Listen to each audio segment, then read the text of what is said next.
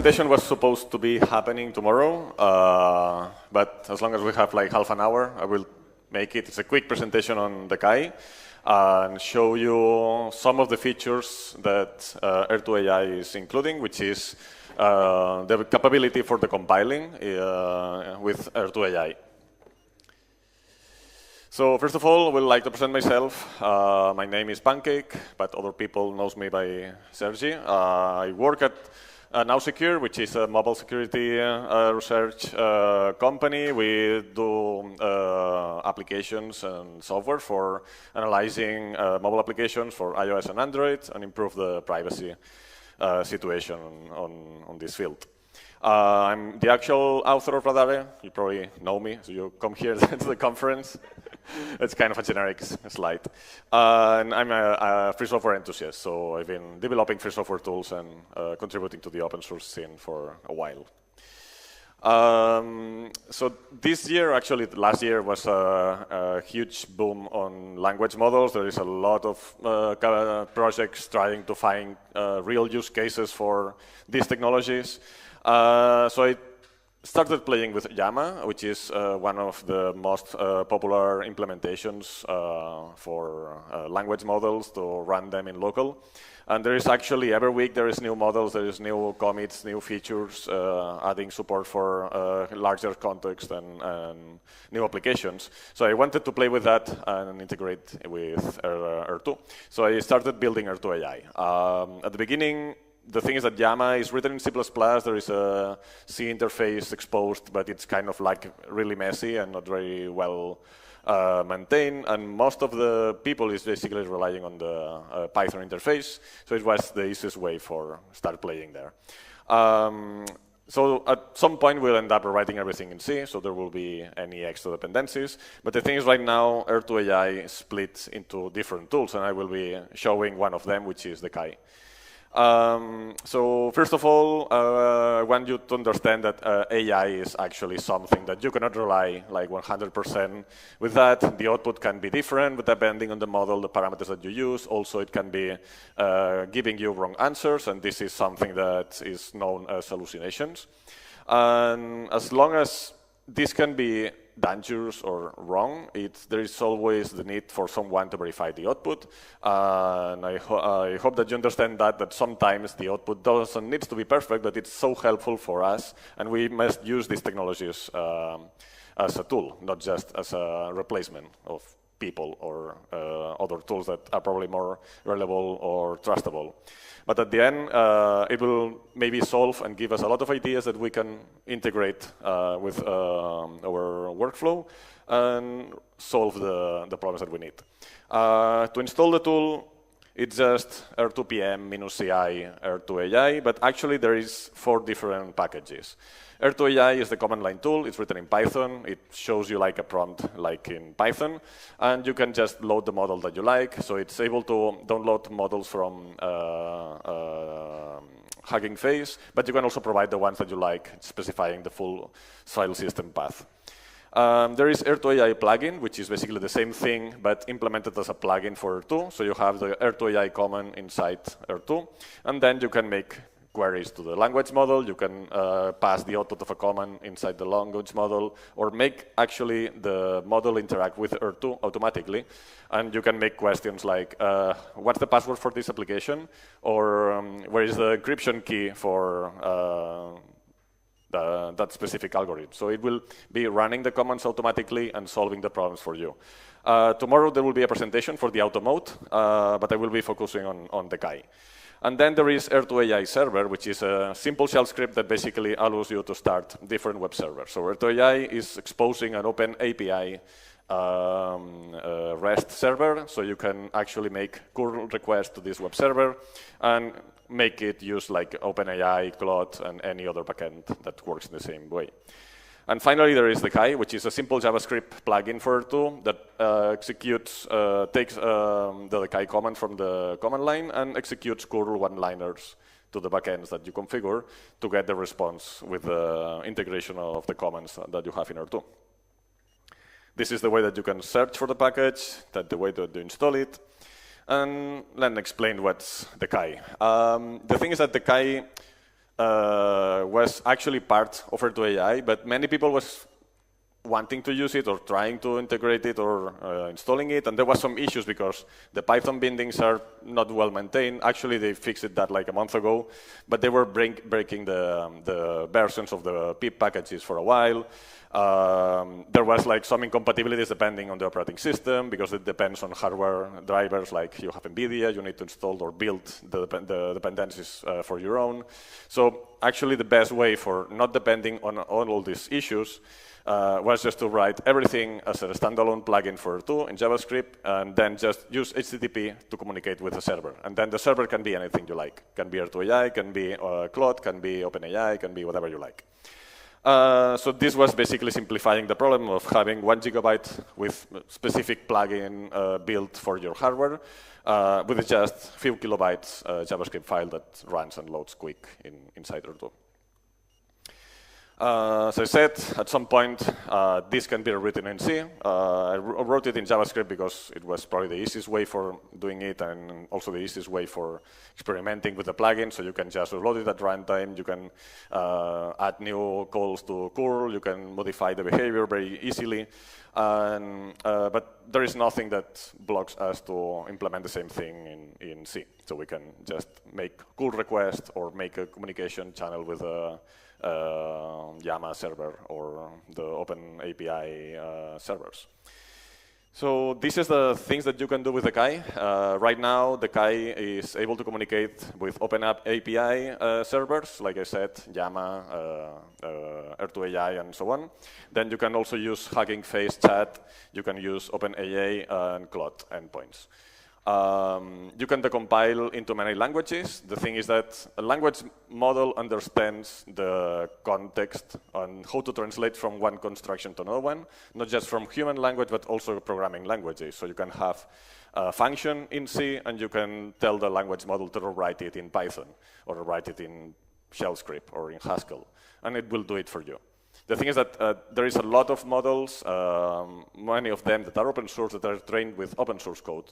And the language models are able to translate all these constructions from one language to another one and understand how to refactor this code to make it more optimal or clean or rename variables, change the strings, whatever you like. So you can basically use this as a way to decompile code. Decai is not taking assembly code because there is very few models trained with assembly code, and the thing is that as long as there are so many different assembly languages, it's better not to depend on that because this will require having the same thing implemented for every single architecture. And actually, one of the things that R2 is providing is a pseudocode that's basically taking the disassembly that you have into a pseudocode. So instead of having mob instruction like mob EAX, 33, you get EAX equals 33. So you have like a pseudo representation of the instructions.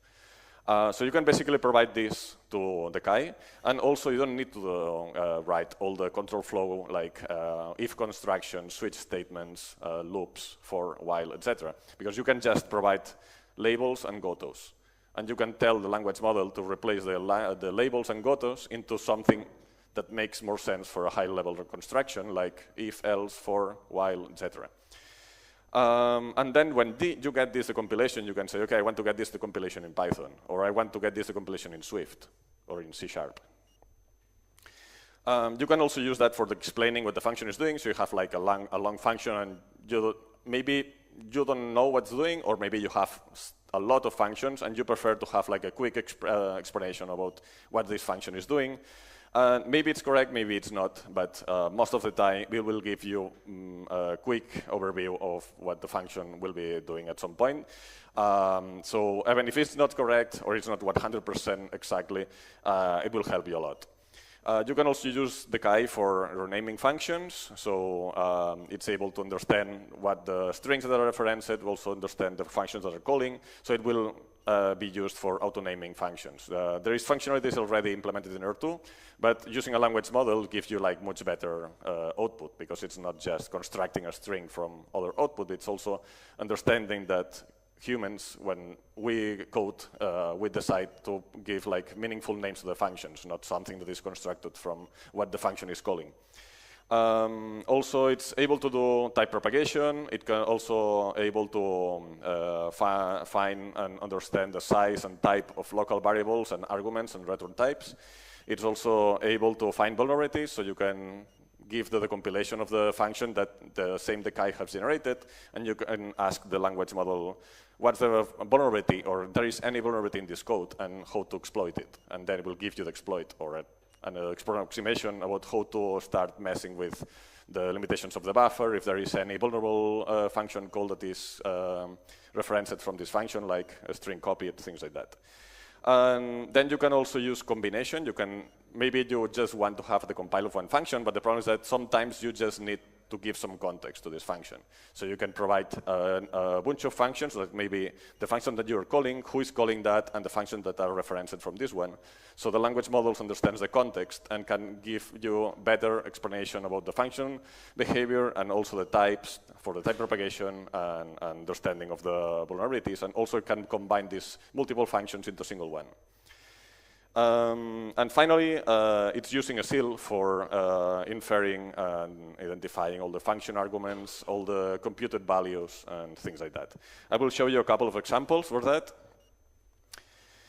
The first one is using, well, I will explain first how to use that. The command is Decai, so you just, after installing the r2pm CI Decai, you get the new Decai command.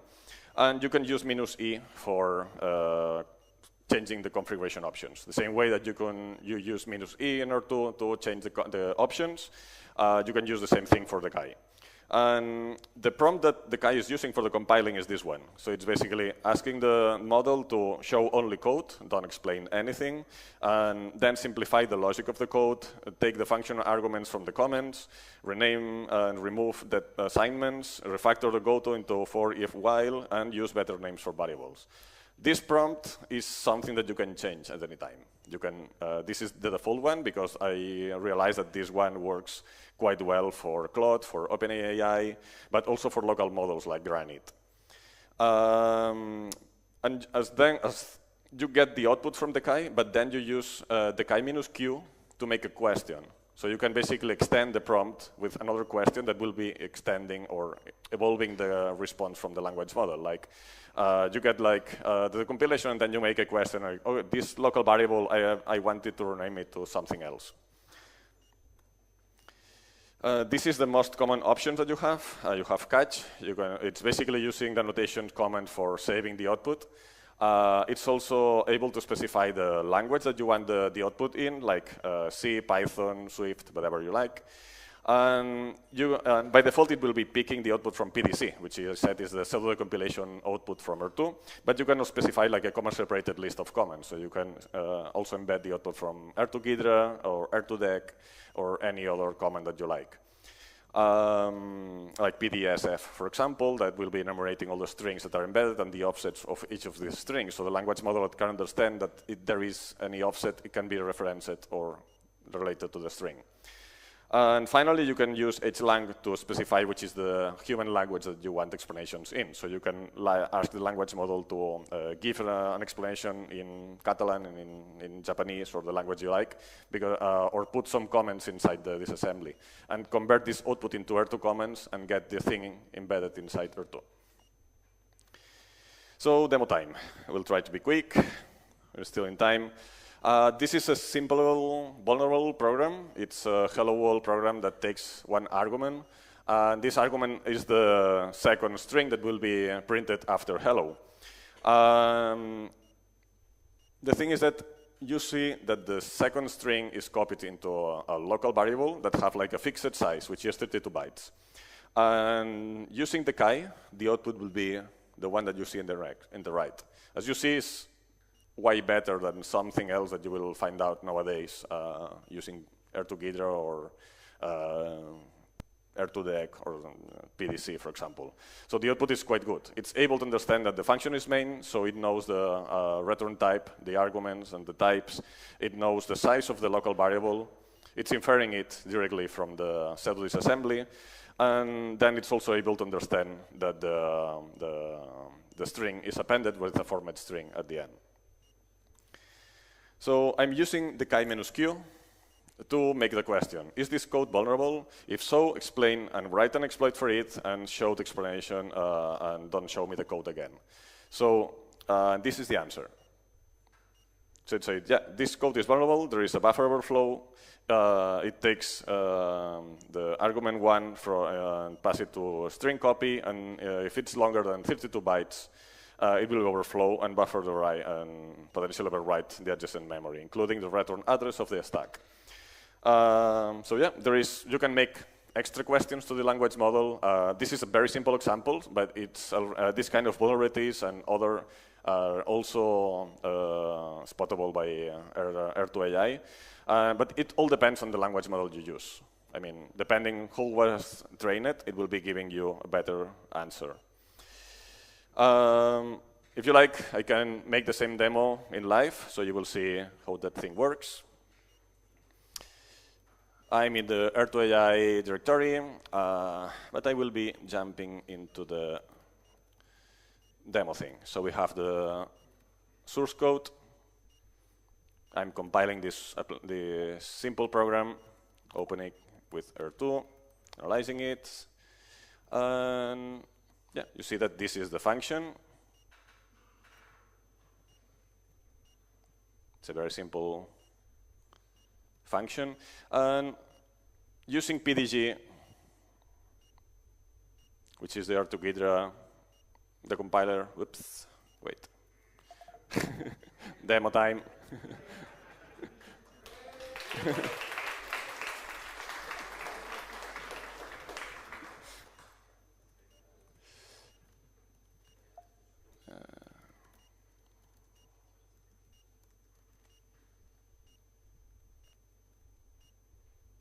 It had an async build because I was messing with a crash yesterday. So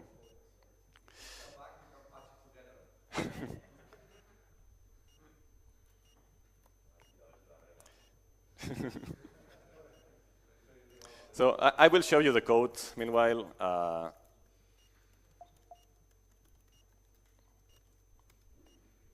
So this is the implementation of the plugin. You can see that at the end is using the R2 plugin function to register a new core plugin. This core plugin is taking a string, which is every time that you run a command, it will be executing this function, and then it's calling the implementations. Here you have all the flags that you can use, all the configuration options, and the commands that are running behind the scene.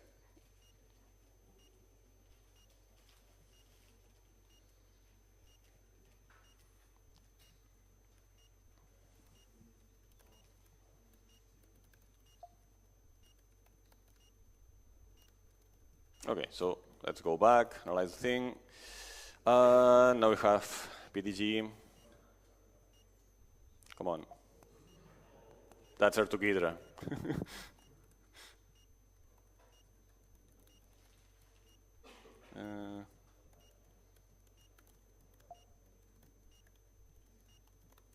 Anyway, we have PDC, which is the output from the pseudo compiler. This is what Decai is taking as argument. And some of the things that have been improved in PDC is that it's taking the information from the calling convention, so it knows which register is used for return value, which ones are used as arguments, also the function name, also the types from the arguments in the function signatures that you are using right now, but Decai can extend and change that if it's needed. So, guess that PDD, this is what it's used for R2Dec. And just use Decai. I will see the options, so I will depend on Claude for this example. And we'll do the compiling in C. We get this output. We can change the language into Haskell. No. Or Scheme.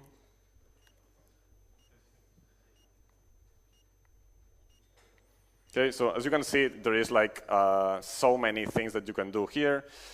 If you check for the help, you can use the -x to explain what the function is doing. And if we change the language,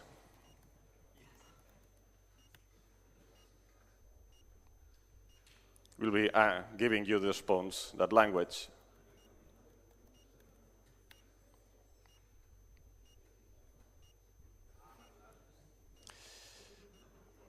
So let's try to use the question thing and change the language back to English. Oops.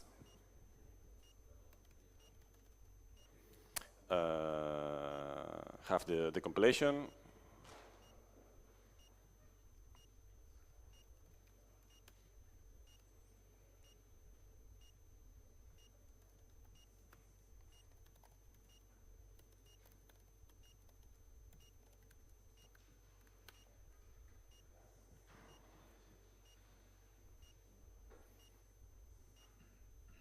Oops.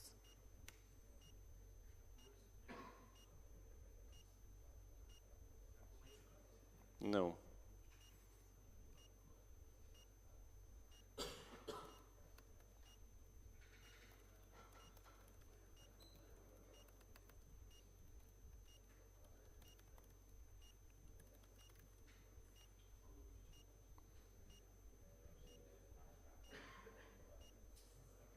Yep. They was actually fixing the vulnerability in the response. So you get an explanation on where is the bug. So, as you can see,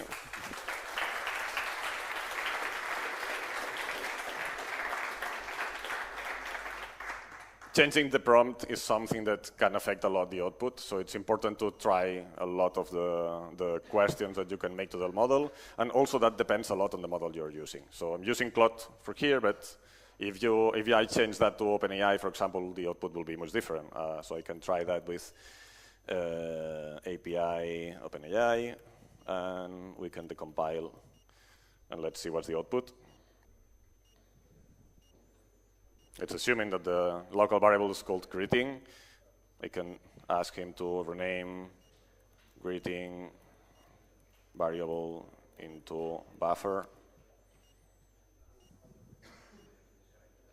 It should be doing that.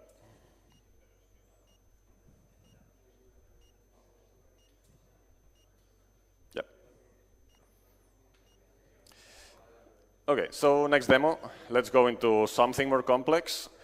I wrote a simple crack me for iOS, which is a function that just checks for the password. So this is the actual code in Swift, which is taking a string and returning a Boolean. And the output for PDC is all that stuff. So it's actually, you see that one line of Swift decompiles to quite a lot of code. But if you use Decai, we can basically simplify all that stuff into just this, which is basically understanding, removing all the trash, all the things that doesn't really matter, and at the end is giving you a code which is much more easy for us to understand. And we can change the language, and we can tell, OK, I just want to get this decompilation thing in Python, or maybe I want to remove some unnecessary logic and get the output in just one line of Python, which is something quite easier for us to understand. And some fun thing, you can also use bash, so you can decompile into a bash script. And as I said, it's just the logic that the language model understands and can translate to whatever you like. If you try to decompile Swift using real decompilers, you will see that they will probably fail and give you an answer that is quite useless. So if you try IDA, Ghidra, binary engine, and so on, they will not even found a string. I will tell you why, and this is the reason is because still the strings in the short strings in Swift are constructed in assembly code. And as long as the constructed string is built in memory, filling some register values and calling the functions with the register pointers, it's not really spotted by all these tools. So there are some plugins for IDA and so on to spot that, and this is used also by Rust. It's not something Swift specific.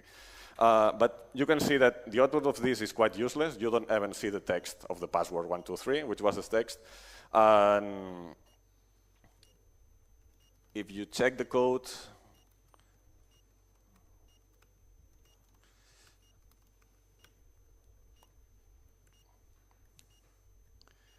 you can see how the password is constructed in these instructions.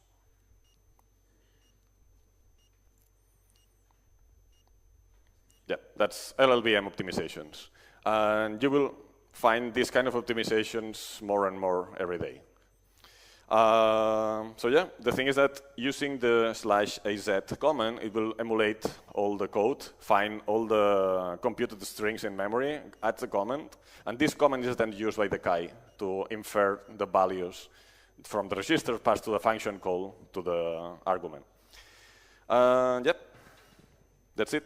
So let's talk about the future. There is still a lot of things to do. One of the cool things is that you can use Decai with different architectures. It's just not just ARM or Intel specific. I've been using that for STM8. There will be a presentation tomorrow showing how the Decai was used for the compiling a firmware on an 8-bit CPU that is not well supported on any other tool. The PDC can be still improved quite a lot to make the work easier. Also, there is like a lot of things that can be improved in not just in the PDC output, but also in Decai, improving the prompt, like making it different. And right now, Decai is not able to interact with R2, so if there is some lack of details, you need to provide them manually. But the cool thing is that at some point we'll be able to make it automatically, that when the language models need some information, it will be able to execute commands in R2, get this data back, and improve the output automatically. This is something that is done by R2 AI. This will be presented tomorrow. But I think that things like that will be so helpful for everybody, and I just wanted you to know that you can try this out nowadays. And you don't need to use payment services like OpenAI or Claude. You can run all the stuff in local. Yeah, that's it. Any questions?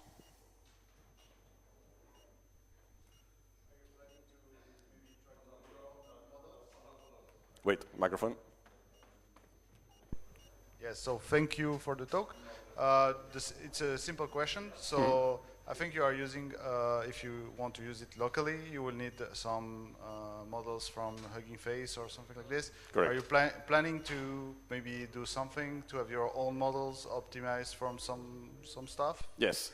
Actually, there's a couple of things. So I said, if you check in R2 AI, oops. Just run make, you will get into the shell. And using -m, we will show you the current model.